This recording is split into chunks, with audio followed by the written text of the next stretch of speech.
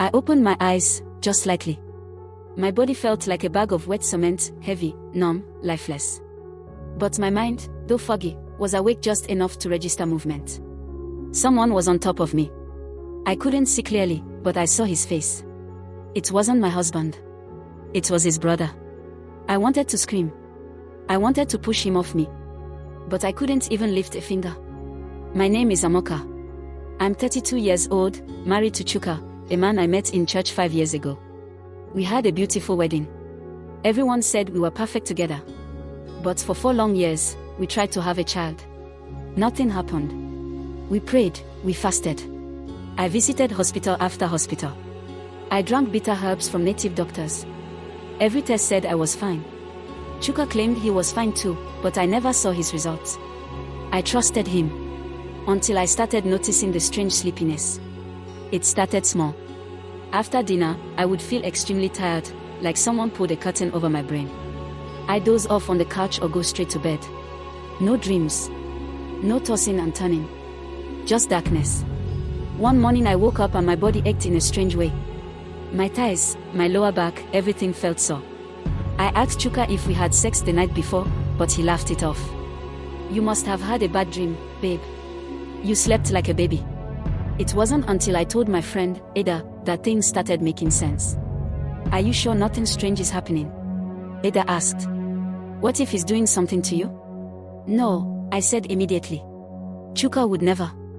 But the doubt had already planted itself in my heart. I started pretending. I'd pour the food away sometimes, pretend to eat, or fake drinking the juice he gave me. On those nights, I didn't sleep deeply. But whenever I did it, I passed out. Then, one day, I tricked him. I swapped my food with his. That night, he didn't sleep well. I saw him tossing and turning beside me, sweating. That's when I knew he had been drugging me. I confronted him. Chuka, what are you putting in my food? He went silent. Tell me the truth. I'm not stupid. I know something is wrong. He finally confessed. But not the full story. I was desperate, Amoka. I know how much you want a child. I couldn't give you one. I went to the doctor secretly. I'm impotent. Tears filled my eyes. So instead of telling me, you drugged me. I just wanted to make you happy. I thought maybe if someone else, it would help. I didn't want to hurt you. Someone else. I repeated, confused. He looked away. My friend. Sammy. Sammy was Chuka's childhood friend. Always around. Loud, charming, and a little too friendly with me. I never liked the way he looked at me, but I kept my distance. I couldn't believe it. How long? I asked. Just a few times. I begged him. He agreed.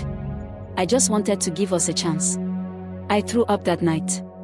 Every time I had prayed, cried, fasted, for a child, I didn't know I was being used like a rag doll. And then, after months of nothing happening with Sammy, he brought in his brother. His younger brother, Ifani, came to stay with us for work. He was tall, quiet, and mostly kept to himself. Or so I thought. He started helping around the house. Offering to run errands for me. Fix things. He even started helping with cooking, until I realized that gave him access to my food. It started all over again. The sleep. The numbness. The strange aches in my body when I woke up. I told Chuka. This your brother is acting strange. He's always smiling at me, touching my shoulder when there's no reason. He even told me last week that I'm glowing. What's that supposed to mean? I'll talk to him, Chuka said calmly. I expected him to be angry. But he wasn't. That made my blood run cold.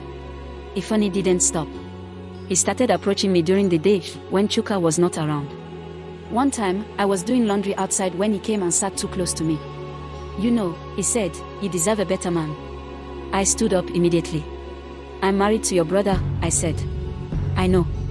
But we both know he's not treating you right. I reported him again. Chuka, he said something very inappropriate. I don't like the way he looks at me. I've told him to behave, Chuka said, again too calmly. Don't worry about him. But that night, the same thing happened.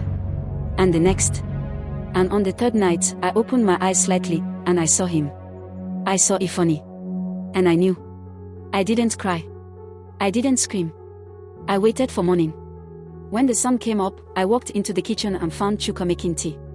He turned to smile at me. I saw your brother, I said. He blinked. What? Last night. I opened my eyes. I saw him. He was on top of me. He stared at me for a moment, then turned away to pour hot water into his cup. That's not possible. I saw him, I said again, louder. And I know you knew. I want him out of this house today. Still, he didn't react. I packed Efoni's things. I threw them out of the guest room. He came home in the evening and saw everything by the front door. What's going on? He asked, clearly shocked. You're leaving today, I said. You're not welcome here anymore. Amoka, calm down. You're making a scene. Don't call my name like that. Chuka came out. Amoka, please, let's talk about this. No more talking. He's going. He violated me. That's when the shouting started. Neighbors came out. Voices were raised. And in the middle of it all, Efoni lost it. He yelled, "You think I wanted to sleep with her? You begged me. You said if Sammy couldn't get her pregnant, I should try. You're the one who brought me into this madness." Silence fell. Chuka looked like he'd seen a ghost. Efoni kept going. "You told me she wouldn't know. That you were giving her something to knock her out. You said I was helping your marriage. Helping you build a family." I stood frozen, my heart pounding in my chest. Every neighbor heard it. Every single one. I don't remember how I got inside the house. I locked the door. Packed a bag. Called Ada. Told her everything. She came with her brother, and they took me to her place. I haven't seen Chuka since that night. I took tests. Medical test. Thankfully, I wasn't pregnant. And I wasn't infected. I filed a report. I told the police everything. I told them about the drugging, the assaults, the betrayal. Chuka denied everything.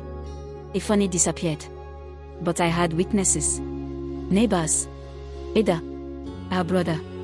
Even one of Chuka's friends confessed he had been warned something shady was going on. It's been 8 months since I left. I'm still trying to heal. There are days I cry until my chest aches. There are nights I can't sleep because I see their faces in my dreams. But I'm getting stronger. I've joined a support group for women who've experienced abuse. I'm learning how to trust again. And most importantly, I'm learning that my worth was never in my ability to have a child. It was in my voice, in my truth, in the fact that I survived. And that I'm never going to let anyone take away from me again. If you were in Amoka's shoes, how would you have handled the situation? Thank you for watching. Please don't forget to like, comment, and please subscribe for more interesting stories.